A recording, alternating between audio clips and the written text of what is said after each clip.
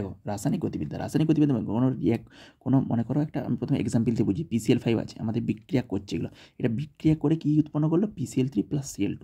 তাহলে এই যে পুরো প্রসেসটা এটা টাইমের সাথে সাথে কী হলো, এই যে PCl5টা আস্তে আস্তে PCl3 Cl2তে কনভার্ট হয়ে গেল। তাহলে এই যে পুরো যে আমাদের কনভার্সনটা এটাকে আমরা রাসায়নিক গতিবিদ্যা দিয়ে দেখে সব আস্তে আস্তে আসবো। দেখো এখানে আমরা সবসময় PCl5কে কী বলি, প্রথমে একটা করে দেখো PCl5 এদেরকে বলি বিক্রিয়ক, মানে এরা এইটা বিক্রিয়া করছে। একটা ছিল একটা, কেউ দুটো থাকলে দুটো বলতে পারি, ওকে। একটা আছে আমাদের এখানে একটা দেখিয়েছি, আবার দুটো থাকলে তাকে কী বলবো আমরা, দুটো রিঅ্যাকট্যান্ট আছে আমাদের আছে, ওকে। যেমন COCl2 দিলে যদি COCl2 হয়, মনে করো এখানে আরেকটা এক্সাম্পল দেখো, দুটো দিয়ে দেখিয়ে দিই CO + Cl2, সেখান থেকে মনে করো হচ্ছে COCl2। তাহলে আমাদের মনে করো এখানে একটা নিয়েছিলাম PCl5 দিয়ে কী হবে PCl3 Cl2 উৎপন্ন হলো, CO + Cl2 এরা কী হবে আমাদের COCl2 উৎপন্ন করলো টাইমের সাথে সাথে।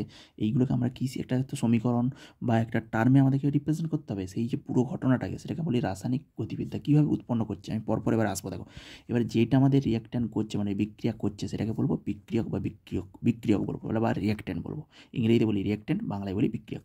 এবার এখান থেকে যেটা আমরা পাই সেটাকে কি বলি আমরা বিক্রিয়াজাত পদার্থ মানে প্রোডাক্ট।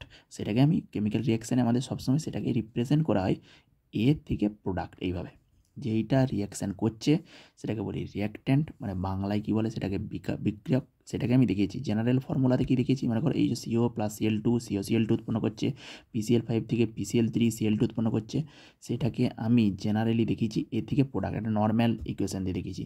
কী দেখিয়েছি আমরা নর্ম্যাল ইকুয়েশান থেকে এ থেকে কীভাবে আমাদের প্রোডাক্ট উৎপন্ন করলো, ওকে। এবারে CO কীভাবে Cl2 সাথে রিয়াকশান করে COCl2 করলো, PCl5 কীভাবে PCl3 Cl2 উৎপন্ন করলো, এইটা হচ্ছে পুরো যে ঘটনা তাকে বলি আমরা রাসায়নিক গতিবিদ্যা। এবার PCl5 যেইগুলো আমাদের রিয়াকশান করছে সেইগুলোকে বলি আমরা বিক্রিয়ক বা রিয়াকট্যান্ট, যেগুলো আমাদের রিয়াকশান করছে তাদেরকে বলি বিক্রিয়ক বা রিয়াকট্যান্ট, যেগুলো আমাদের উৎপন্ন হলো সেইগুলোকে বলি বিক্রিয়াজাত পদার্থ বা প্রোডাক্ট, ওকে। যেমন এখানে মনে করো N2O5 থেকে আমি দেখেছি NO2 + O2, তাহলে এইগুলো আমাদের কী বলবো প্রোডাক্ট বা বিক্রিয়াজাত পদার্থ। N2O5 কী বলবো রিয়াকট্যান্ট বা বিক্রিয়ক, ওকে, যারা বিক্রিয়া করছে। দেখো বিক্রিয়ার গতিবেগ, নেক্সট হচ্ছে আমাদের বিক্রিয়ার গতিবেগ বা বিক্রিয়ার হার।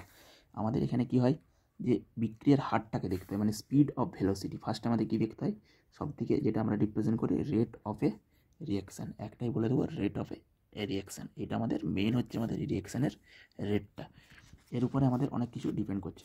দেখো রিয়াকশানের রেট মনে হচ্ছে, মনে করো আমি বারবার একটা জেনারেল রিয়াকশান আমি PCl5 দিকেও দেখাচ্ছি, মনে করো আমি জেনারেল একটা ফর্মুলা দিচ্ছি এ থেকে প্রোডাক্ট, যে কোনো রিয়াকশান এ থেকে, এটাকে কী বলি, এটাকে বলি আমরা এই বলে দিলাম রিয়াকট্যান্ট, এটাকে কী বলি এই বলে দিয়েছি।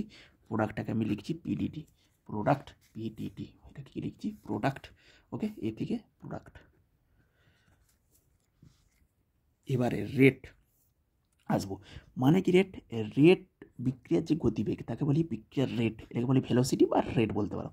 এখানে বিক্রিয়ার রেট সবসময় আমাদের কি টাইমের সাথে সাথে ডিপেন্ড করে, মানে কি একক সময়ে, মনে করো আমি টাইম মানে কোনো একটা টাইমে আমরা কতটা আমাদের এই যে রিয়েক্ট্যান্টটা প্রোডাক্ট উৎপন্ন করলো, কতটা টাইমে আমাদের মনে করো এই রিয়েক্ট্যান্টটা এখান থেকে প্রোডাক্ট উৎপন্ন, মানে একক সময়ে রাসায়নিক বিক্রিয়াটা মনে করো 5 সেকেন্ডে, মনে করো প্রথম যখন জিরো ছিল, মনে করো এ থেকে প্রোডাক্ট, এটা প্রথম যখন জিরো, এটা প্রথম যখন 5 মোল ছিল, 5 মোল নিয়ে আমি শুরু করেছি রিয়েকশানটা।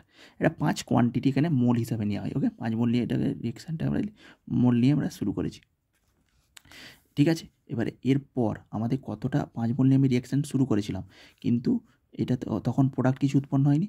তারপর আমরা এখানে মনে করো ধীরে ধীরে কমতে আর এখানে প্রোডাক্টটা তখন 1 2 3 4 করে এরকম করে প্রোডাক্ট উৎপন্ন করবে।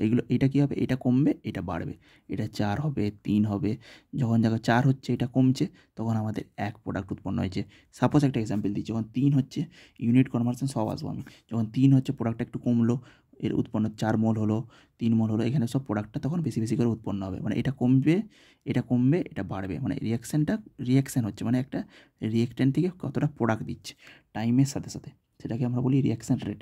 সব আমি আসবো একে, তার মানে কি একক সময়, সবসময় রিয়াকশান রেট কিসে হয় একক সময়, মানে সবসময় আমরা রিয়াকশান রেট যদি আমি বলি এখানে মনে করো রিয়াকশান রেট মানে কি হচ্ছে প্রতি একক সময়, কি বললাম প্রতি একক সময়, এখানে যদি আমি সময়ের একক নিচে থাকে আর উপরে থাকে গাঢ়ত্ব একক, সব বুঝিয়ে দিচ্ছি, উপরে থাকে গাঢ়ত্ব, গাঢ়ত্ব সময়ের একক।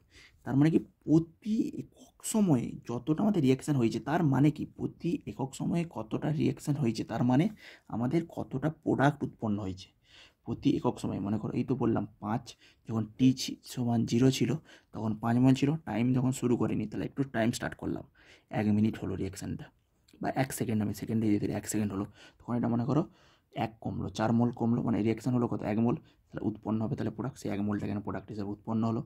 বোঝা গেছে? এইভাবে মানে একটা জেনারেল ফর্মুলেশন দিয়েছি, কিন্তু এভাবে তো এইভাবে যে রিয়াকশানটা রেটটা আস্তে আস্তে প্রসিড করে সেটা দেখালাম, মানে এর মধ্যে অনেক কিছু তো আছে, ঠিক আছে? এটা আমি মেনে নিচ্ছি টি সমান 0, 5। এবারে রিয়াকশানের রেট মানে কি, মানে রেট মানে পার ইউনিট টাইমে কতটা আমাদের কনসেন্ট্রেশন, পার ইউনিট টাইমে কতটা কনসেন্ট্রেশন উৎপন্ন হলো, পার ইউনিট টাইমে কতটা আমাদের রিয়াকশান করলো, পার ইউনিট টাইমে কতটা, মানে টাইমের সাপেক্ষে কোনো কিছুকে মেজার করব। আর এখানে রিয়াকশান রেট বলো বা এই যে বিক্রিয়া গতিবেগ বলো বা এই যে রাসায়নিক গতিবিদ্যার সমস্ত চ্যাপ্টারটা মিলিয়ে আমাদের কনসেন্ট্রেশন টার্মটাই উঠে হবে। কী হবে? কনসেন্ট্রেশনটা আর কিছু নেই, গাঢ়ত্বটাকে কী বলি? কনসেন্ট্রেশন বলি। গাঢ়ত্বটাকে কনসেন্ট্রেশন বলি। আর কনসেন্ট্রেশন মানে কি গো? আর কিছুই নয়, একে বলি N/V দিয়ে।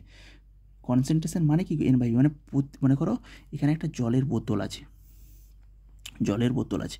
জলের বোতলে আমরা এতটা ভলিউম নিয়েছো, মনে করো 5 লিটার 10 লিটার নিয়েছো, তাহলে মোল, আর এখানে কেমিস্ট্রিতে সবসময় আমরা মোলে হচ্ছে পরিমাপ করি।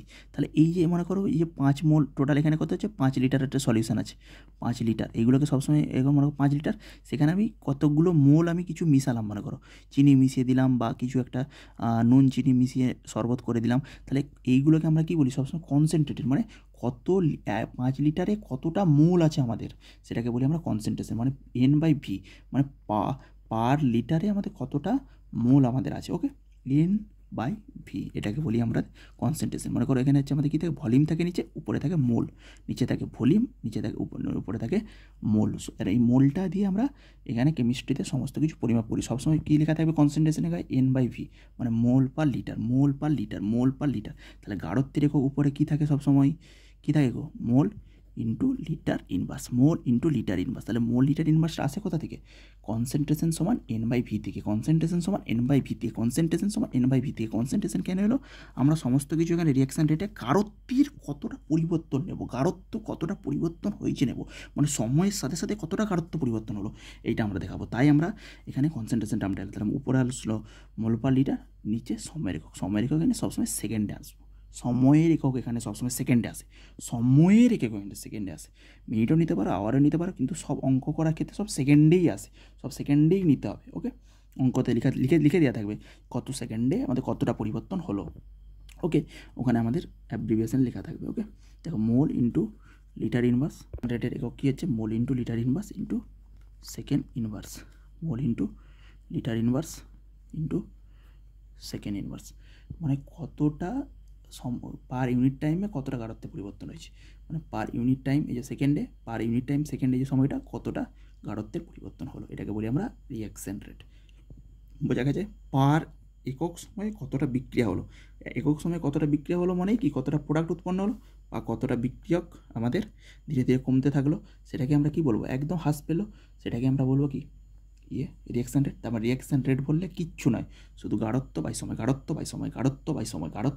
ভাই পার ইউনিট সময় কতটা গাঢ়ত্ব, পরিবর্তন, পার ইউনিট সময় কতটা গাঢ়ত্ব হ্রাস, পার ইউনিট সময় কতটা গাঢ়ত্বের বৃদ্ধি, এটাকে কী বলবো? মানে কতটা গাঢ়ত্ব বাড়লো প্রোডাক্টের ক্ষেত্রে বা কতটা গাঢ়ত্ব হ্রাস পেলো ক্ষেত্রে, রিয়াক্ট্যান্টের ক্ষেত্রে, সেটাকে মানে গাঢ়ত্ব বাই সময়, এটাকে বলবো রিয়াকশান রেট, গাঢ়ত্ব বাই সময়। তাহলে গাঢ়ত্ব মানে কি? N/V মানে হচ্ছে মোল পার লিটার,